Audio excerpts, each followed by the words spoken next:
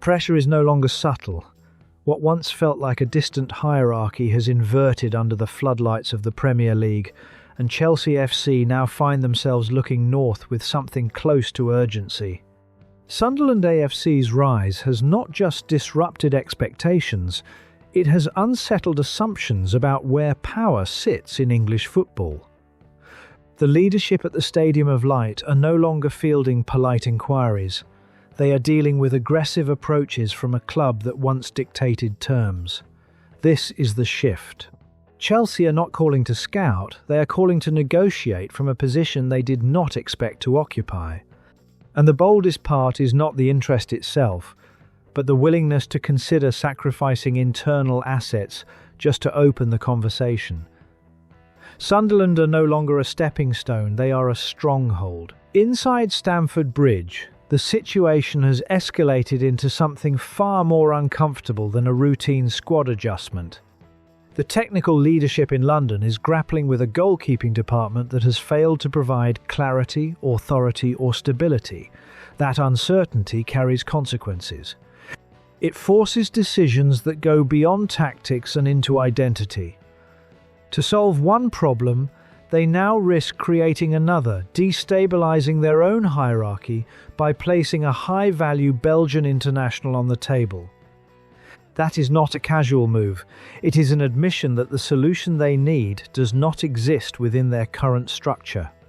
More importantly, it is recognition that Sunderland's last line of defence has reached a valuation point where even elite clubs must negotiate with concessions.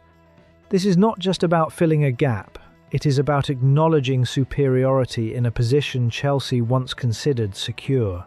And at the centre of this entire recalibration stands Roefs.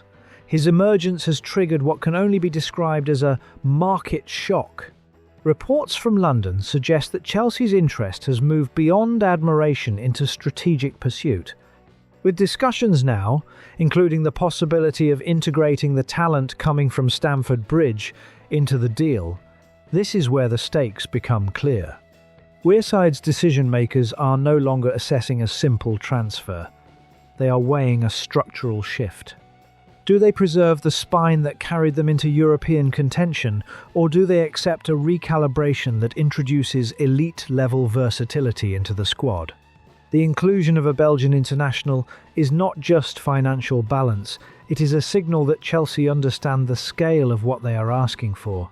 But ambition comes at a cost, and Sunderland's greatest risk lies in disrupting the one position that has provided absolute certainty. Goalkeeping is not just another role to rotate or upgrade incrementally. It is psychological infrastructure.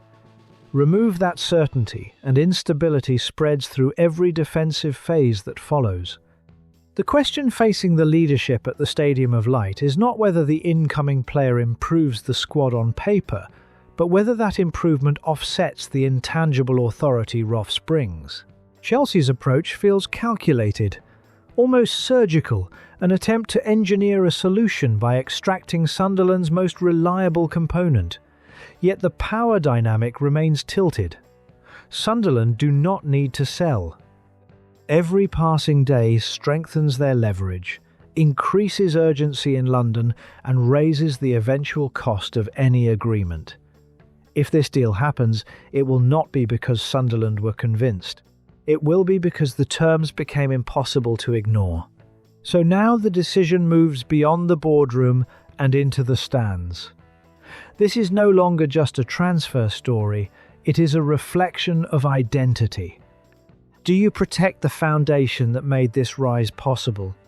Or do you embrace a bold exchange that could elevate the squad into something even more unpredictable, more dangerous? Keeping Roefs means continuity, control, and the quiet confidence of knowing your last line will not fail. Accepting Chelsea's offer means evolution, risk, and the chance to reshape the squad with elite-level reinforcements. The question is simple, but the consequences are not. Do you protect what you have built? Or do you gamble on becoming something even greater?